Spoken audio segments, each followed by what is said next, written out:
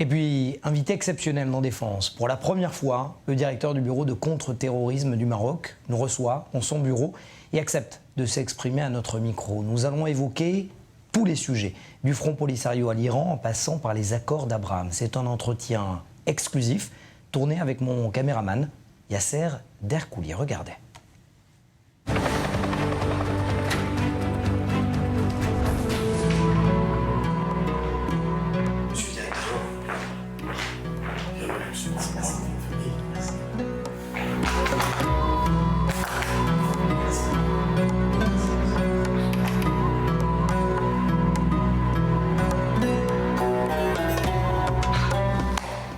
Cher Kaoui Haboub, merci infiniment de me recevoir dans votre bureau. Vous êtes le directeur du PSIJ, le Bureau central des investigations judiciaires. Nous sommes à Salé, au Maroc. C'est une interview exclusive que vous avez acceptée aujourd'hui et de répondre à mes questions pour le magazine Défense d'I24 News. Le Maroc reste à ce jour l'une des places stables de la région. Quel est ce modèle de lutte antiterroriste et surtout, quelle est la place des nouvelles technologies? Aujourd'hui, nous sommes en 2023 et le Bureau central des investigations judiciaires traite des deux aspects de la lutte antiterroriste et du crime organisé. Merci de nous avoir rendu visite. Je vous souhaite la bienvenue au nom du directeur de la Direction générale de la surveillance du territoire du Maroc. Pour répondre à votre question, je dirais que le Bureau central d'investigation judiciaire a été créé en mars 2015, conformément à la loi 3511 votée le 17 octobre 2011. Après la révision de l'article 20 du Code pénal, les membres de la Direction générale de la surveillance du territoire sont devenus officiellement des officiers. Et c'est à ce titre qu'ils exercent désormais leurs fonctions. Ce bureau se compose de deux branches. La première est celle de la lutte contre le terrorisme. La seconde est celle de la lutte contre le crime organisé. Il contient également une unité de service technique ainsi que des forces spéciales que vous avez dû remarquer au moment où vous êtes entré dans nos bureaux. Monsieur le directeur. Oui. Comment vous empêchez, justement, je disais, que la région est stable et que le Maroc est stable? Comment empêcher, justement, que des nids djihadistes, je pense à l'État islamique notamment, ne se forment ici au Maroc? Dans ce point-là, comme vous le savez, la zone maintenant du Sahel, c'est une zone fertile, c'est une zone qui abrite les organisations terroristes. La lutte contre le terrorisme est aussi une lutte contre la constitution de cellules terroristes, qu'elles soient dormantes ou actives. Celles par exemple qui étaient autrefois actives en Syrie et en Irak et qui sévissent désormais dans le Sahel, il faut être capable d'identifier les causes. Il faut savoir quelles sont les raisons exactes qui ont permis à ces personnes de se radicaliser. Il est donc important de pouvoir identifier les raisons qui poussent ces groupes au terrorisme. Les forces spéciales qui opèrent dans la région ont réalisé beaucoup de progrès, mais elles n'ont pas réussi à mettre définitivement un terme au terrorisme. L'approche sécuritaire et militaire ne suffit pas uniquement pour empêcher. Voilà. Mais il faut, dans le cadre de la coordination, de la coopération, remonter aux causes et apporter les aides nécessaires pour faire face à la précarité, à la pauvreté et à la déstabilisation de certains pays pour les aider à protéger leurs frontières. C'est en effet un danger réel qui provient du Sahel, non seulement pour le Maroc, mais pour l'ensemble du Maghreb, pour l'Afrique et pour le monde entier. Et qu'en est-il des cellules dormantes? Celles qui, justement, ce sont les plus dangereuses, qui restent silencieuses et qui peuvent passer à l'action à tout moment. C'est une bonne question. Bon, le Daesh ou Al-Qaïda. Daesh et Al-Qaïda n'ont pas été éradiqués dans les zones dans lesquelles ils prospéraient, dans la région syro-irakienne par exemple, ou en Afghanistan, pour ce qui est d'Al-Qaïda. Ils ont été écrasés sur le terrain, certes, même si leur idéologie est toujours vivante, que ce soit Daesh ou Al-Qaïda. Les adeptes de ces groupes, ces cellules dormantes, se constituent sur le net. Ils sont embrigadés via Internet. C'est là un défi sécuritaire permanent. Ces cellules étant maintenues en sommeil jusqu'à leur activation un jour par leurs dirigeants ou encore par des appels qui peuvent être lancés à travers les plateformes médiatiques des chefs djihadistes, comme ceux de Daesh.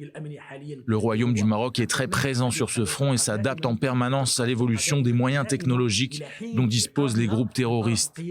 Mais il développe aussi les capacités technologiques de la Direction générale de la surveillance du territoire, à laquelle notre bureau est affilié et qui joue un rôle majeur dans la lutte contre les terroristes et contre l'extrémisme violent, en coordination avec ses différents partenaires européens, arabes, occidentaux, avec les États-Unis, Israël et tous les pays. Car nous pensons que notre sécurité est liée à celle des autres États. L'avortement, ça a permis l'avortement de plusieurs projets malveillants, soit au sein du Maroc ou à l'extérieur.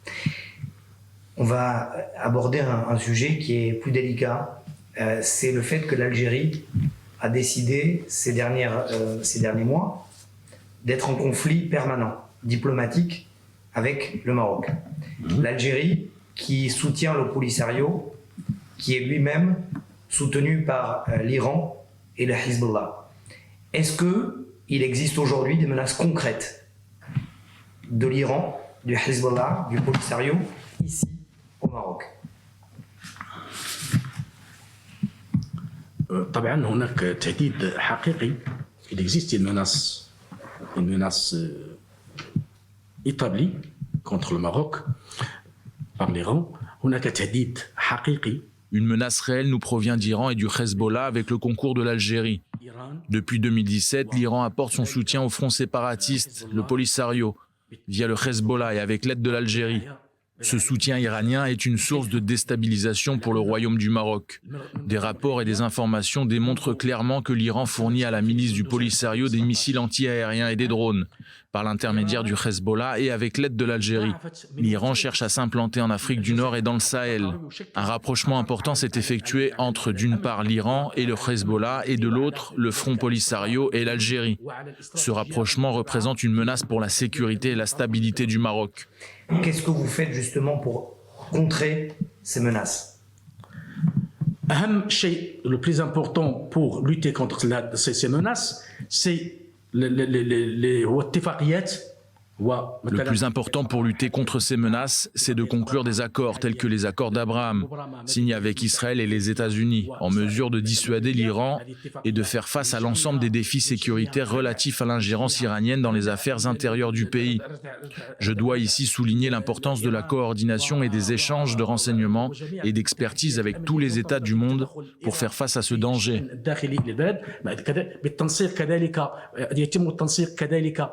Car l'Iran, le front séparatiste Polisario et le Hezbollah représentent une double menace. Il s'agit de l'armement du Polisario et de l'entraînement de ses membres par des cadres du Hezbollah et des gardiens de la révolution en Iran, et tout cela avec le concours de l'Algérie.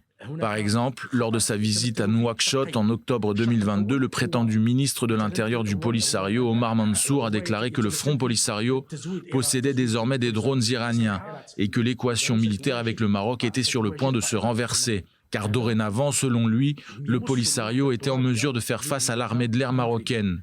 Il existe donc là une menace claire pour l'unité territoriale du Royaume du Maroc.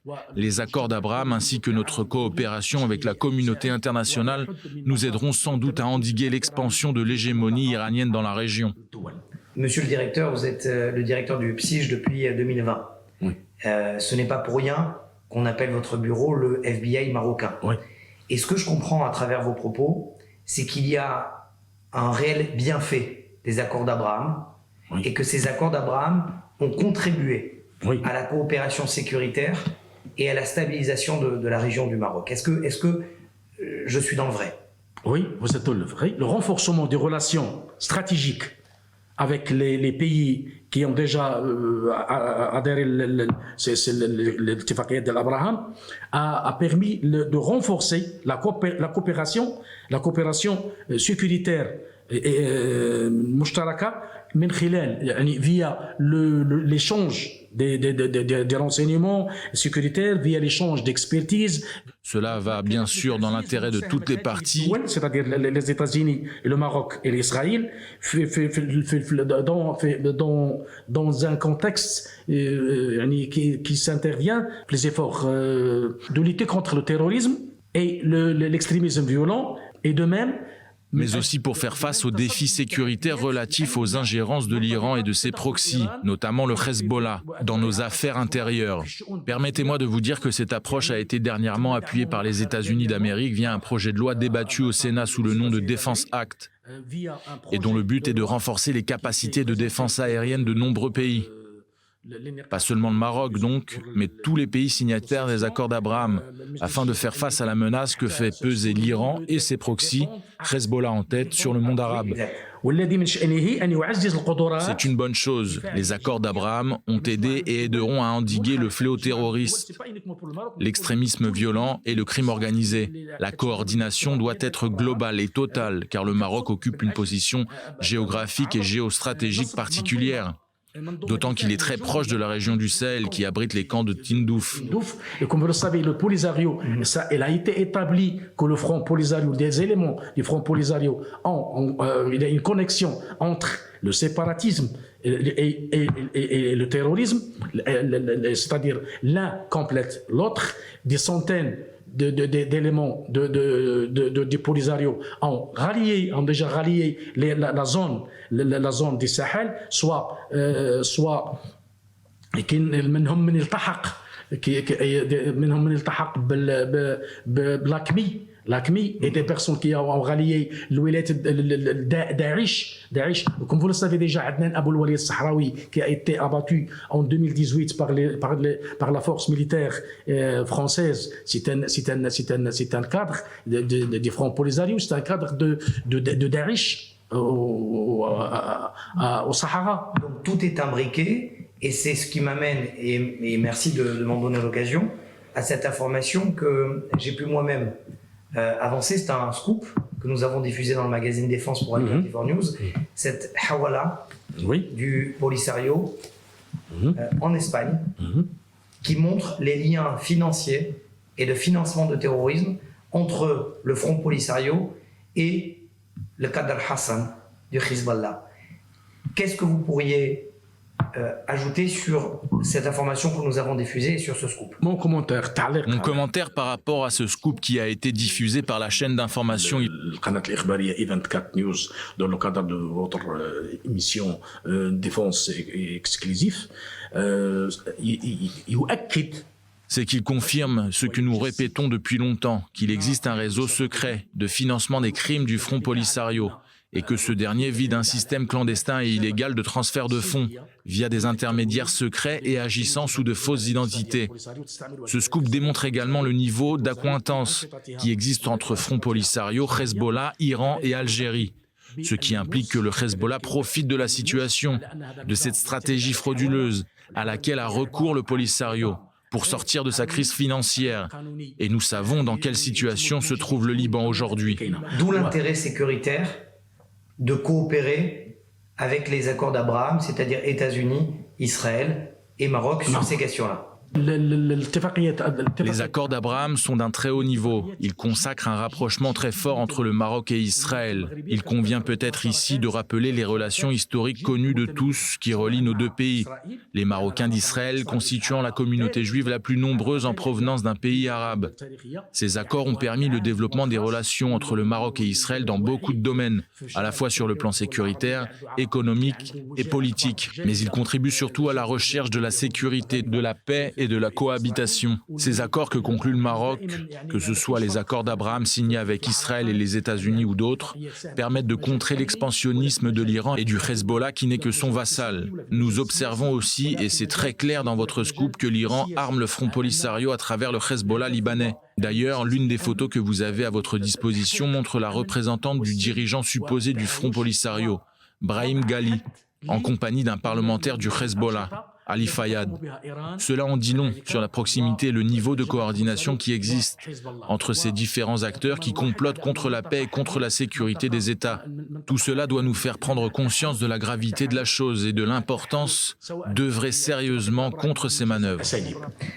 Monsieur le directeur, Cherkaoui Haboub, merci d'avoir répondu à cette interview exclusive. La première fois que vous exprimez sur i24 News, la première fois que vous exprimez une chaîne qui est basée en Israël. Et je vous remercie en ce sens, en espérant que cette coopération dont vous avez parlé et votre lutte amène bien évidemment une région encore plus stable qu'elle ne l'est aujourd'hui. Le Maroc, je répète, le Maghreb, daïman.